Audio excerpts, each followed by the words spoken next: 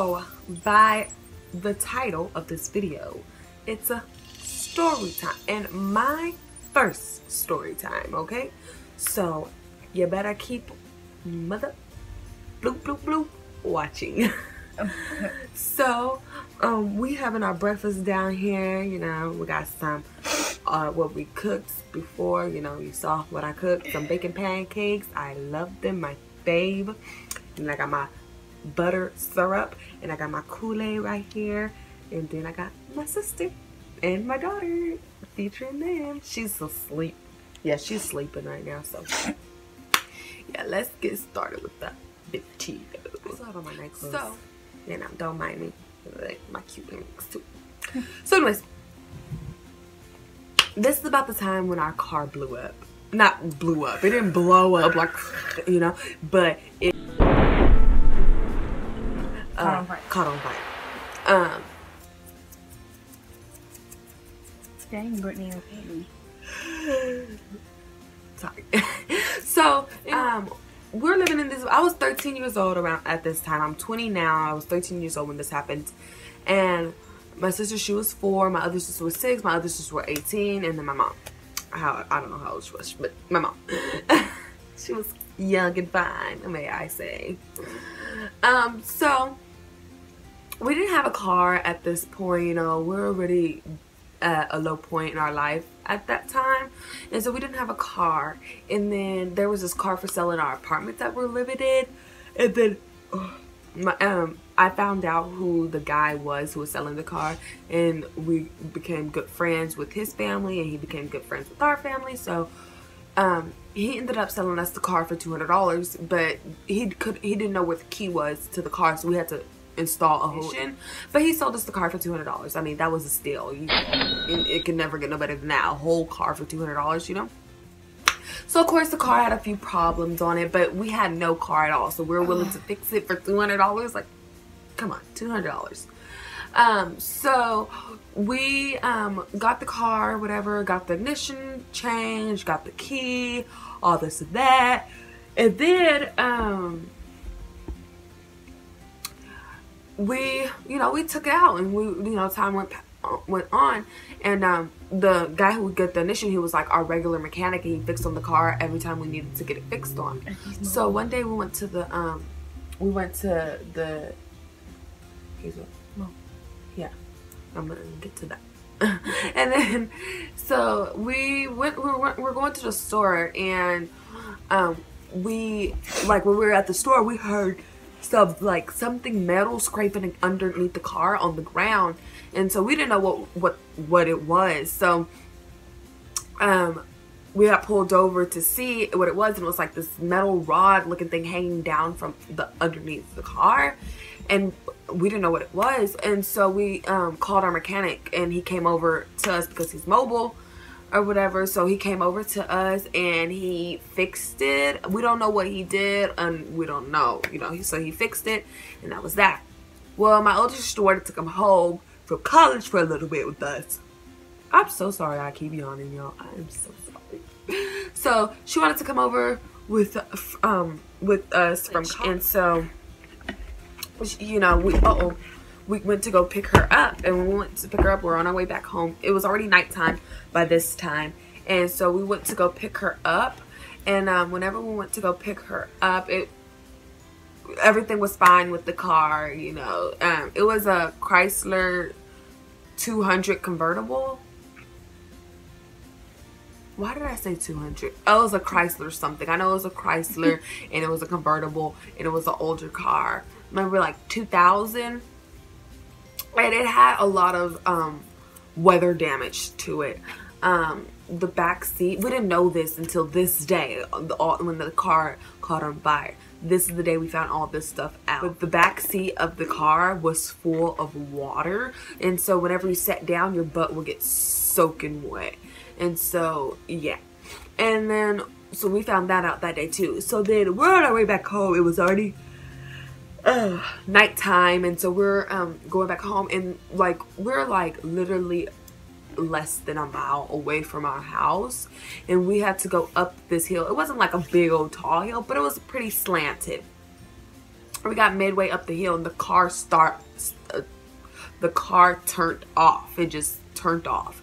And so Mom was like, what the heck? And then all of a sudden we started rolling back down the hill backwards. And so my mom's trying to crank up the car, and she get it cranked up, and once she presses the gas, the car shuts off, and then it goes in black smoke. The black smoke just comes from underneath the car, from the vents, and we all like inhaled that. And so Mom let the back of the top of the car, she let it down, let all the windows down, because it was so much black smoke, and we didn't want to inhale that because it's not good for our lungs and all that.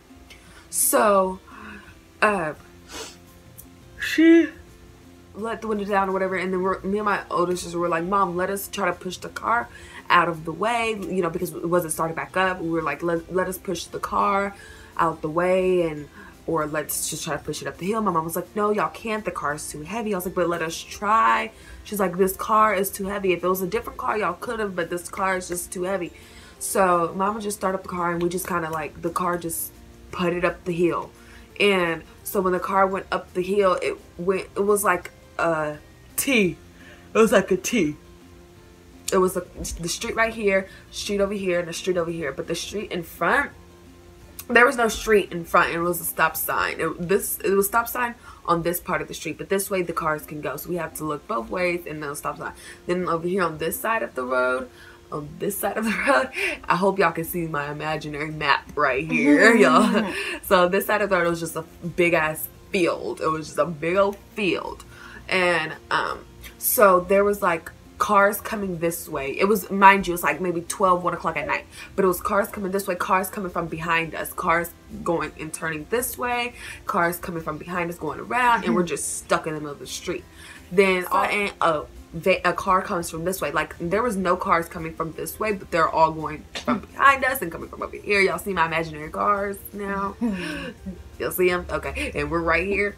Okay, got it? All right. And then, so then there was this van that came, and then the lady and the man was like, your car's on fire, your car's on fire. And we're like, what? Your car's on fire, your car's on fire. And so we're like, oh, our car is on fire. So jumping out the car, my mom was like, get my purse. I was like, Mom, you don't need your purse, we're about to blow up. Like, that's what I'm thinking in my head. I didn't say that, but my mom was really saying, get my purse.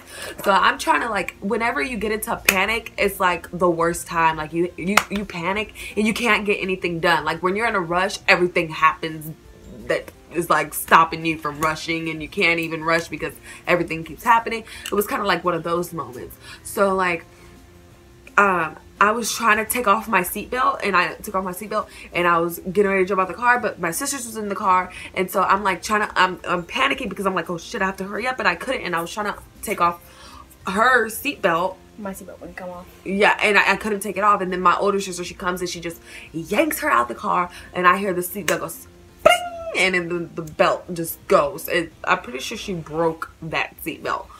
And so then we're like running down because the car's on fire, and I grab this sister and my other sister. I'm 13 years old, they're 6 and 4, and I pick them up underneath my arms, and I'm running down the street to get as far as away from the car as I can, because we're thinking in our head, this car is about to blow the fuck up. It's about to blow up, and we're thinking this car is about to blow up. So I'm just holding them, and I'm running down the street with them in my arms and everything like that.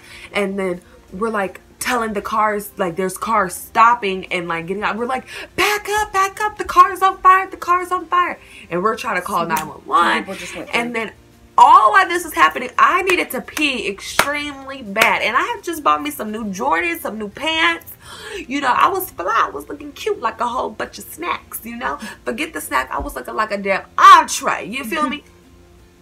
So I had to pee, and I was like, I gotta pee. So there was this big ass field over there, and it was dark. Mind you, it's 1 o'clock in the morning or whatever. So it's dark outside, so I can't see nothing. So I slipped, and I got mud all over my shoes and my pants, whatever. And there was like the ambulance people out there, the people that stopped there, everything like that. There was this man that came out of nowhere with a fire extinguisher in his trunk, by the grace of God, he had a fire extinguisher in his trunk. We don't know why, what, or how, but he did. He put the fire out and then he left it. We never seen him again.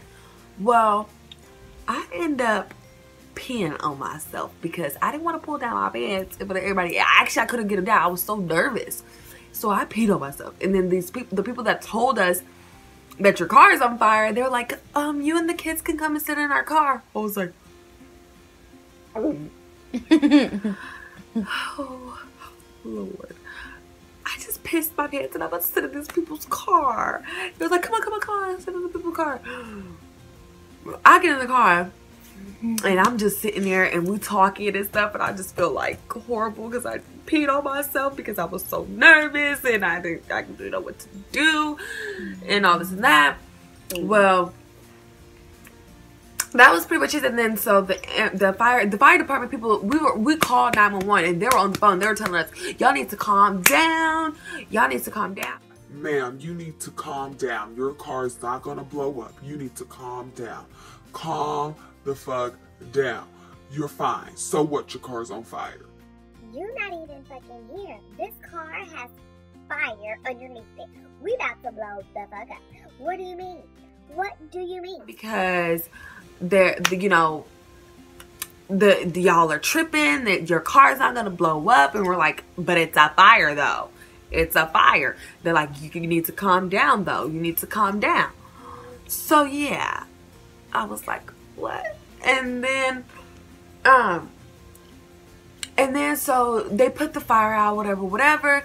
And so we get out our car, and then the ambulance people check all of our vitals. And you know, my mom, y'all don't know, but my mom, she has cancer, and so they checked her out, make sure she was okay. And then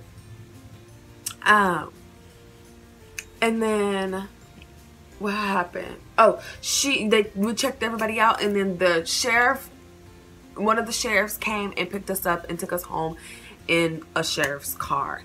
And we went home. We lost our car. I don't know what happened to it. And yeah, so then when we went back, we took a picture though before we left. We took a picture, and our mechanic guy took a wire hanger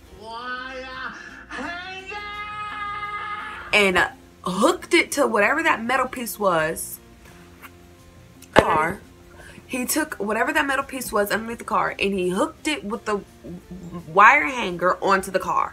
And that's what caused the fire, that wire hanger. The fire was right there on it. We took a picture. And then we were going to court to sue it because we could have died. You know, it could have been worse than what it was. Thank God that guy had a fire extinguisher. Thank God that those people seen us in the car. So we called him, and we're on the phone with him, and we're like, why did you do this? And he wanted to blame us for it. Long story short, we didn't follow up on it. You know, it was like petty. Whoop. The car was already trashed anyways. And maybe 4 or 5 months later, we got a good car. We got a great car. We moved out of those apartments, and we lived happily ever after. Okay, so go ahead, like, comment, and subscribe. Turn on that post notification. Come back for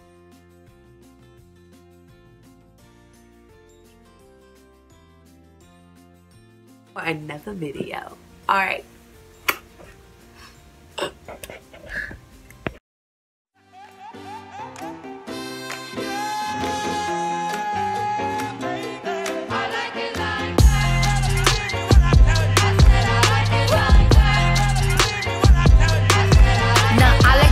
I like diamonds, I like stunning, I like shining, I like $1 million deals. Where's my pen? Bitch, I'm signing. I like those Balenciagas.